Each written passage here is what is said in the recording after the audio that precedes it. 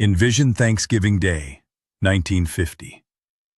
Across the eastern portion of the United States, families were indulging in turkey, oblivious to the atmospheric phenomena brewing overhead. As dusk descended, temperatures plummeted dramatically. Fierce winds howled through mountain communities, and snow began to fall, not in meager quantities but by the foot.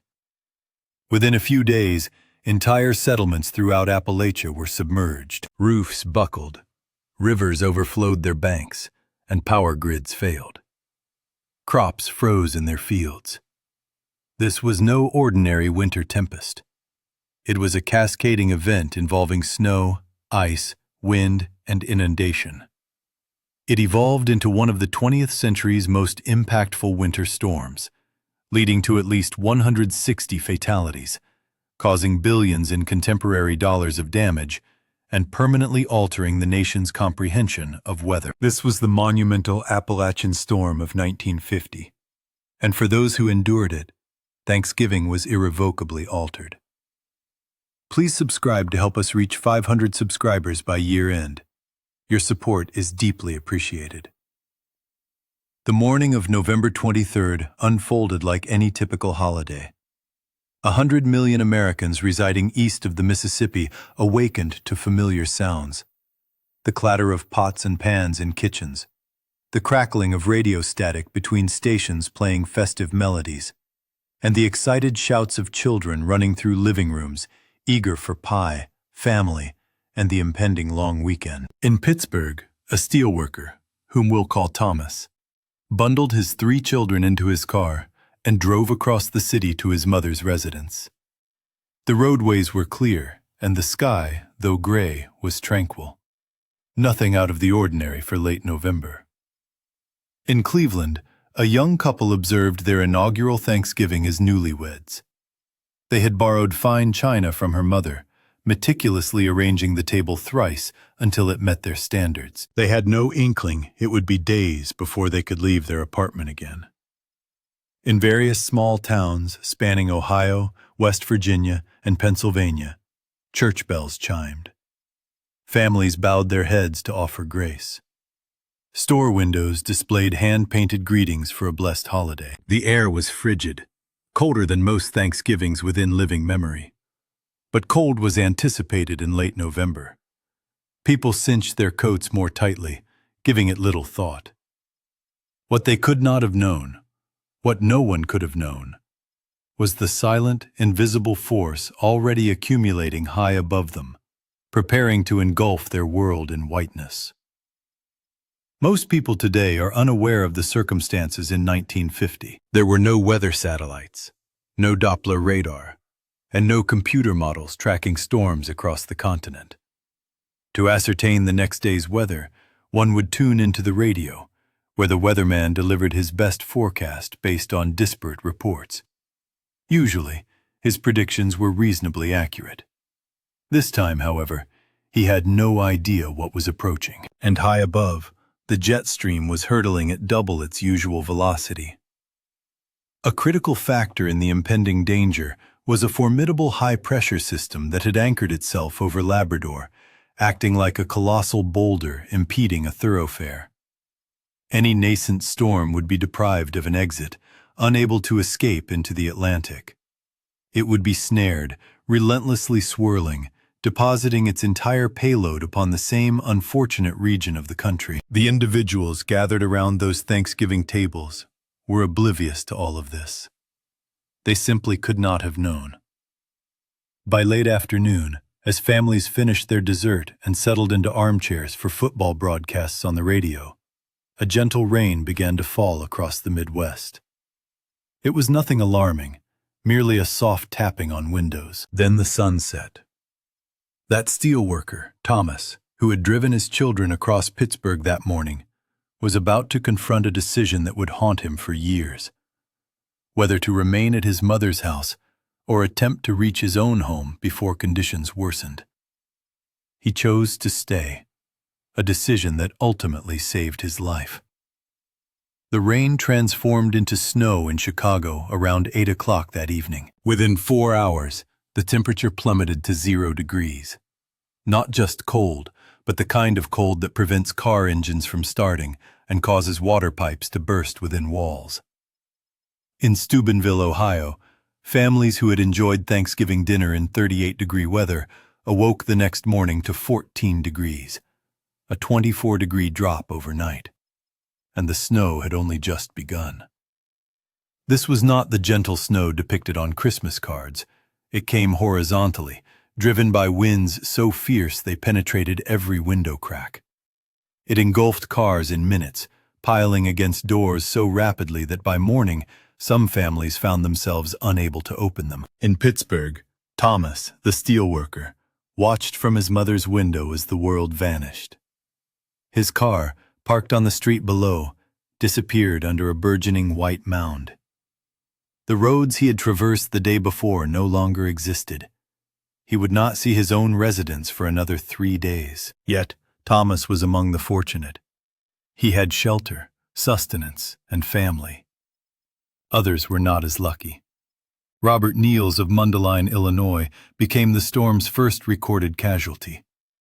He was 26 years old when his car skidded on ice that Friday and overturned. He was attempting to return home for the holiday weekend, but never arrived. And Robert Niels would not be the last, by any measure.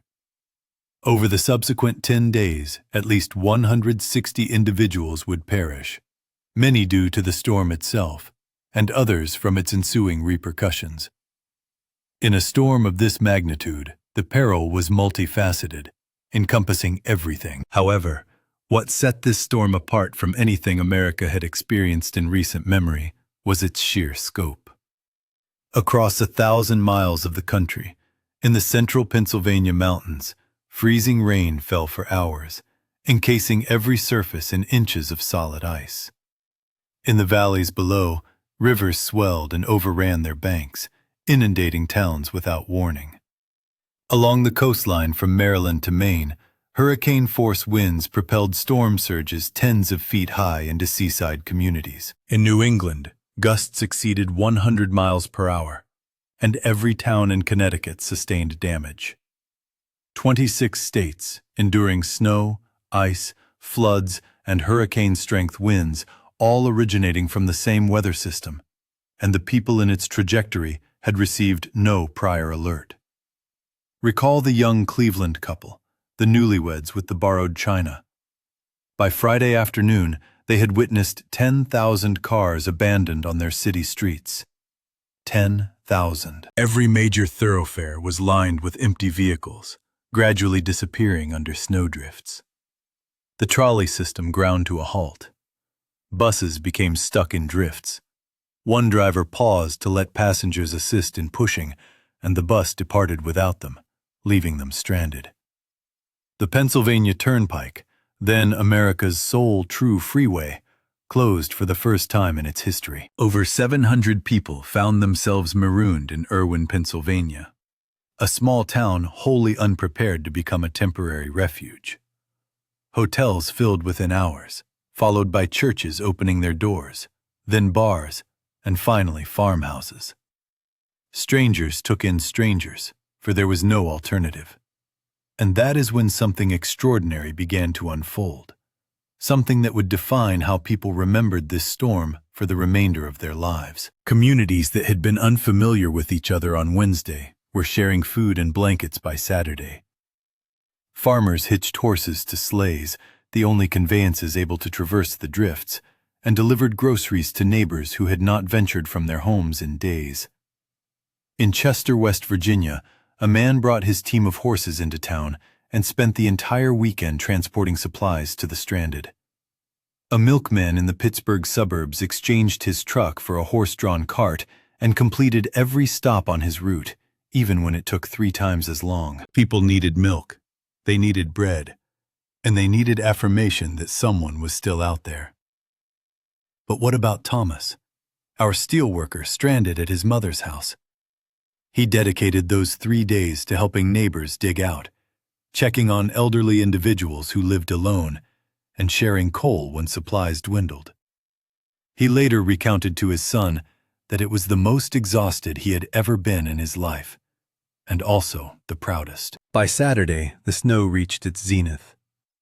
This was the day that would establish records, the day that elderly residents would reminisce about until their final days. Pittsburgh recorded its heaviest snowfall ever, neither before nor since. In Steubenville, the total accumulation reached 44 inches, nearly 4 feet. Wheeling experienced drifts that reached second-story windows.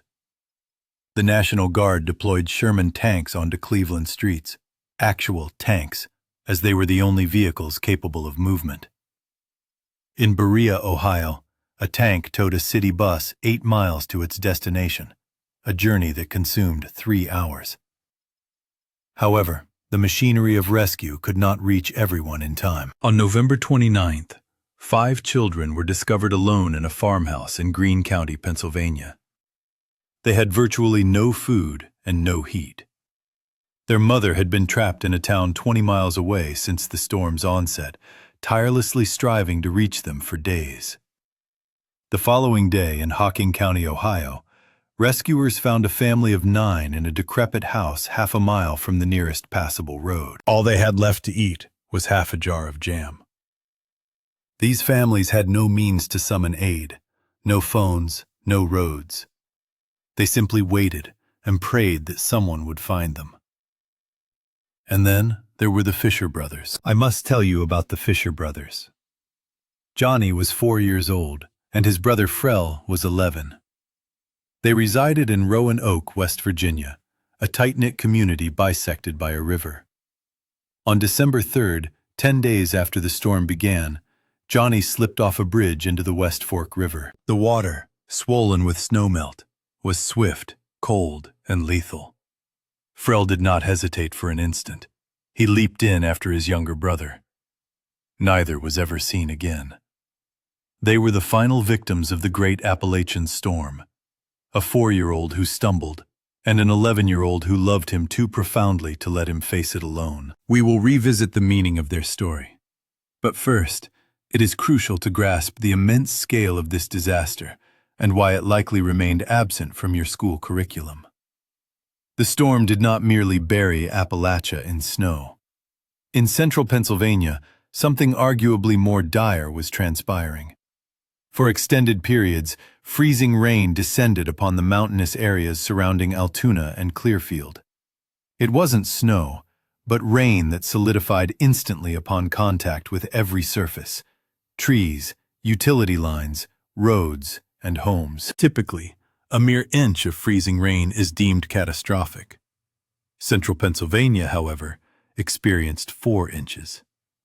The sheer mass of the ice fractured century-old trees as if they were kindling. Every high-voltage transmission line in the vicinity collapsed, each and every one. Cities accustomed to constant electricity found themselves abruptly without power. Altoona plunged into darkness. Clearfield did the same. Tens of thousands of residents found themselves relying on candlelight and gas lamps, preparing meals on wood-burning stoves, and melting snow for potable water, as if the 20th century had vanished overnight. Utility workers poured in from across the state. Their numbers were so significant that they had to lodge in railway cars and partake in meals prepared by the Shriners, who served over 6,000 hot dinners in 9 days. The linemen encountered unimaginable conditions. Each time a line was mended, another ice-laden tree would topple, severing it once more. In desperation, they attempted an innovative solution: intentionally short-circuiting the wires to generate heat and melt the accumulating ice. Remarkably, it succeeded. Still, some sections of Altoona remained without power until December 14th, 3 weeks post-Thanksgiving. Certain areas were not fully restored until after Christmas. In parallel, in the valleys of central Pennsylvania, rivers began to swell. Tyrone endured 5 feet of water in its thoroughfares. Lock Haven became submerged. At one juncture, the west branch of the Susquehanna River surged 14 feet in just 12 hours. Towns were evacuated via rowboat. 1,000 individuals spent the weekend within a high school gymnasium in Tyrone, including the Penn State marching band, who had been waylaid en route home from a football game. Along the coastline, the storm surge was reshaping the shoreline. In New Jersey, a 25-foot wave ripped a 200-foot section of boardwalk from Long Branch, propelling it into a throng of people gathered to witness the storm. 2 individuals died instantly. In Morgan Beach, 36 out of 38 residences were simply swept away. Entire communities disappeared. Damage estimates continued to escalate. $500,000 solely for cleanup costs in Pittsburgh, $60,000 in Youngstown, $100,000 in Columbus.